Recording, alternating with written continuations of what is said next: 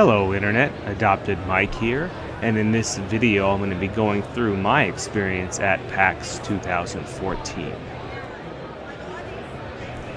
First of all, I would like to mention that this is stuff that I don't ever get to see. I'm in the middle of nowhere in Montana, and we don't really have anything like this. So the fact that I got to fly out to Seattle and I get to see a lot of stuff firsthand that normally I would never have seen before other than pictures or other YouTube videos. So I thought that that was actually really cool and a hell of a lot of fun.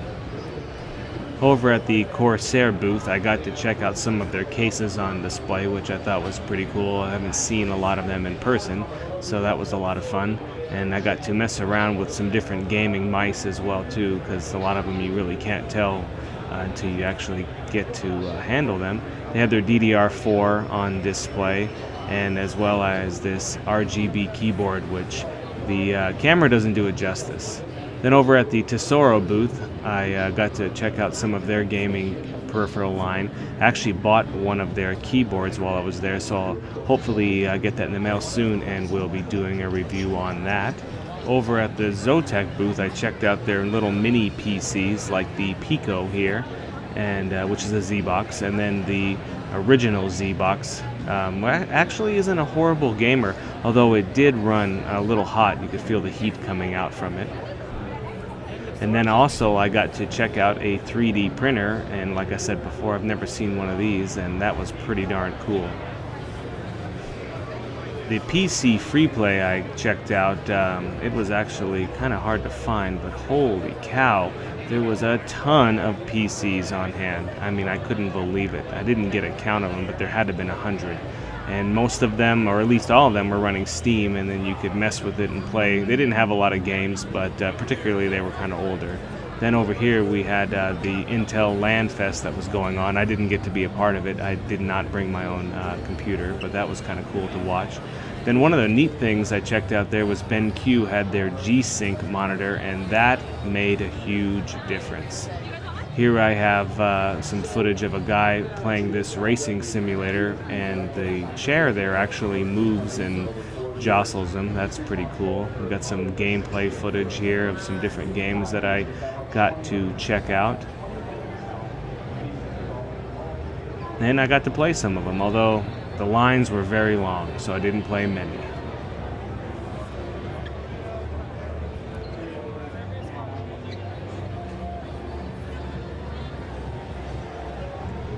And unfortunately, my footage of the Oculus Rift got lost, so I had to film this random guy. So thanks, random guy, for letting me film you using the Oculus Rift. Another thing they had a lot of console free play, and this was the old console room. And then also they had a newer console room where I got to play some PS4 and Xbox One, so that was pretty cool as well too. But the highlight for me was Intel's release of X99 chipset. I went over to the Future of PC Gaming, which was a seminar put on by Intel, where they talked about what they do in gaming and are going to do and have done. And then they announced the new Core i7 release, the Haswell E, and I thought that that was awesome to get to be a part of that for the consumer release anyway. So that was pretty cool, and some decent information, although it was definitely geared towards Intel.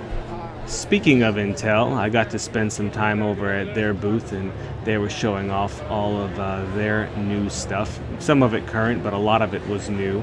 Got to check out that new PCI Express SSD. That one there is the P3700. They had a lot of Haswell-based laptops as well too. Some free play PC gaming for everybody. That was a Lenovo with a 4K display. And then some mini PCs that were running on the Haswell architecture and Iris Pro. Then there was a lot of boutique PC makers that were showing off their X99 builds. Most of them had that the 5960X in it, but a couple different shots there of different systems. And then we had this $11,000 main gear, which was kind of crazy. It had the 5960X, obviously, and it had two of the R9 295X2 graphics cards for Quadfire. And then I got to meet Linus from Linus Tech Tips, and he is a hell of a guy. Definitely a neat guy. So anyway, we've got the X51 here from Alienware. It's their new design. It's like that triangle shape you can see there, where cool air can flow in the front there, and then it flows out the back at a triangle as well too. This was kind of an interesting system. It's obviously, you can tell it's got 3 graphics cards. It supports that in maximum. Everybody talks that Area 51 is kind of overpriced, or excuse me, Alienware is kind of overpriced, but this one is pretty unique, and I mean, I can see what you're paying for when you buy something like this. Kind of like this Falcon offering here as well too. Then down the road, I looked at some more X99 motherboards. We've got EVGA's booth, and they had a X99 for the win and the X99 Micro.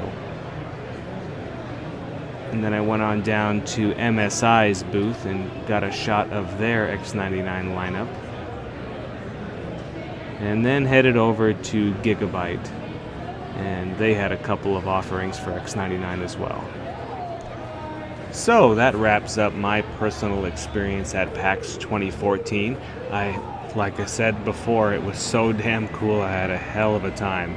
The only complaint that I would have would probably be the fact that there was so many people that it was very hard to play some of the newer games or to see some of the booths, just because the sheer amount of people was overwhelming. Especially, there was more people at PAX probably than the city that I live in, so that's just kind of crazy. But it definitely went very well, I feel, and I would definitely look forward to doing it again. Anyway, if any of you guys were there that are watching this video, go ahead and leave a comment in the comment section below and tell me what you thought of it, or better yet, if you have a video, go ahead and give me a link to your video of your PAX experience, and I would definitely like to check it out. And as always, thank you for watching.